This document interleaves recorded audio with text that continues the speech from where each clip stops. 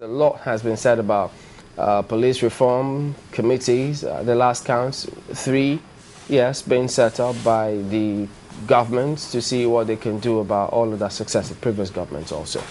But remember, okay, let me introduce our guest. Mr. Innocent Chukwuma joins us now. He's a criminologist and does a lot of research on some of these kind of matters. I think the latest one is, thank you for coming on. Thank you. The latest one is this network on police reforms. Right? Yeah, it's a Charlie Civil Society panel on police reform in Nigeria, facilitated by Network on Police Reform and the Clean Foundation. So they all come together to put this.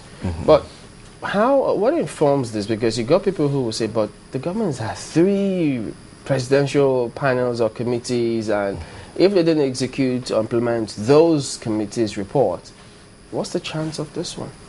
Well, it's precisely because of those disappointments, which are actually at 2 levels. One is that the reports of these committees set up by government are neither made public nor implemented. Secondly is that if you look at the compositions of such panels, they are dominated by people with a security background, as if it's only experts that can talk about police reform. Whereas policing is a service. Without the inputs of those who are the receivers of the service and factoring their priorities in the reform process, no matter what you do at the government level, they will not be satisfied. Literature has shown this, because whenever you bring experts, especially policing experts in this, they look at 3 areas. 1, give us more personnel, give us more equipment, and improve our welfare situation. We will do the job. And we have seen in various parts of the world where this approach has been tried, it has not really worked, because policing is a local matter. Except the people, the community, are involved in the process, it cannot really work well. How do you mean when you say policing is a local matter? Is it the same as this talk for state police?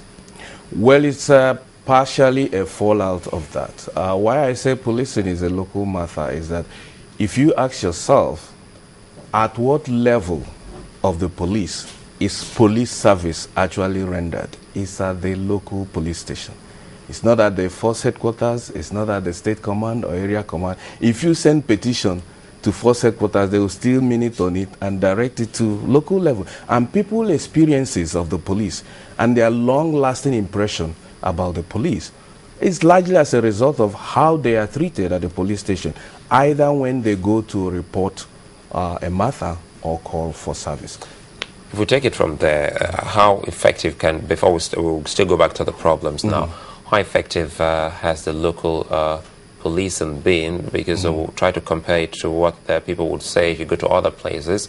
If you're new there, the county police or sheriff, they know that you're new, you just around for some time. So how effective has our own local policing been?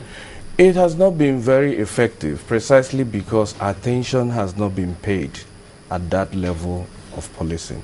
Reform talks have hovered around the force headquarters, who is the IG, who is it reporting to, and all that. But if you go to the average police station, comparing it between the military era and now, you will see that not much has changed. And this is where impressions of people come from. Whether it's in the orientation of the officers, the facilities are available, the facade of the police station is welcoming to members of the police or members of the public where the police live. These are places where people form their impressions about the police. And unless you tackle police reform at this level, people's perception will not change. We're wondering, your agency, your non-governmental organization, is it also supporting the call for state police? From the report which we released, we are not opposed to state police. We're actually saying it's a serious matter that needs to be debated, precisely because of the concerns that have been raised about it. And those concerns cannot be addressed by just saying, oh, we are not ripe for it. When will we be ripe for it? Because whenever you start, you still have to deal with those concerns. So why don't we begin now to dealing with it and then addressing those, because they are actually at two levels. One is, will they be insulated from partisan political control, given what is happening at the federal level? Will they reflect the diversity of the communities they are going to police? And these are things that can be addressed. And if people are satisfied with it, and especially states that are willing to do, because we keep saying, if we say every state go and set up state police, not every state that has the resources. In the First Republic, when we had local police, you had it in the West and in the North. The East did not, because they felt with their priority problems coming after independence that they couldn't spend the little resources they have setting up a parallel police force, that they are happy with that of the federal. Then the states that have the resources, because in the West you had a Lagos, the commercial center that can support that, and they went ahead with it. So all this talk that if you set it up, Nigeria is going to go up, people are, underestimating our resilience as a people. I know policing is all about service delivery, which everyone expects to be quick and fast and prompt, especially in a dire situation.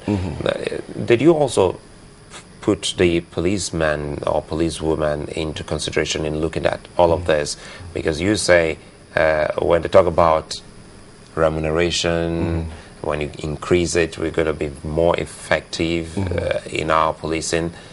When you spoke to some of them in your work, what were they saying? Were they satisfied, or did they think in your own line that it's gone beyond remuneration? Well, let me put straight. We are not saying that all those factors are not important. Because you can't go to any police station and see the situation there and come out saying that their remuneration, their facilities, that you don't need to improve them. We are saying that it requires much more than that. And we're saying that government should implement the panel it has set up, especially the areas where they address material deficiencies in the police. But on top of that, you have to cultivate community participation, community confidence, because the police themselves say they are not spirit. If members of the public do not cooperate with them by giving information, by partnering with them, they can't do much. But when they talk about this reform, we restrict it to personnel, restrict it to material deficiencies. What about the people who have experienced police at the lower rung of it for these decades? Where are they in this reform process? And that is what this panel brought to the fore.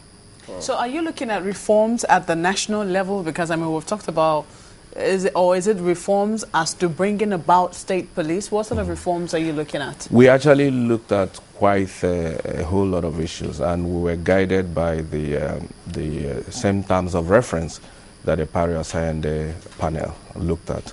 And we began with things as basic as mission statement. Modern organizations are driven by mission. And we found the mission of the police as articulated under Section 4 of the Police Act as inadequate, because it simply talks about functions, but it didn't talk about how to conduct yourself in carrying out those functions, the values you're supposed to imbibe in doing that. And in a mission-driven organization, except these things are factored in, people will think they are there to do whatever they like. We also looked at the legal framework, where we have two challenges. One is control of the police. Operational control of the police is vested in both the Constitution and the Police Act on the President. Whereas in other jurisdictions, policy control is vested on political authorities, whereas operational control is vested on the Chief of Police, which makes it difficult for politicization of the police. And we also looked at the leadership appointment process. In our own situation, everything begins and stops with the President, which makes the police think that they are there to only behold to the President. But in other jurisdictions, you have procedures that involve the various arms of government that makes whoever is appointed realize that he or she is accountable to multiple constituencies. We also looked at the structure and organization. Too many decisions begins and ends on the desk of the IGP. Even though he has 7 DIGs, if you go to the force headquarters, many of them are doing nothing. Now, because the IG has no security of tenure, they spend their time looking for ways to campaign for them to come into being, and that leads to mistrust amongst them. We also look at lack of specialization. Every police officer in Nigeria is a general duty officer. Now, that does not make way for specialization. In other jurisdictions, even in our military, as you are getting in, you are looking at a career trajectory. But in the police, you can today be doing special anti-robbery operation. The next day, you are taken to public order police.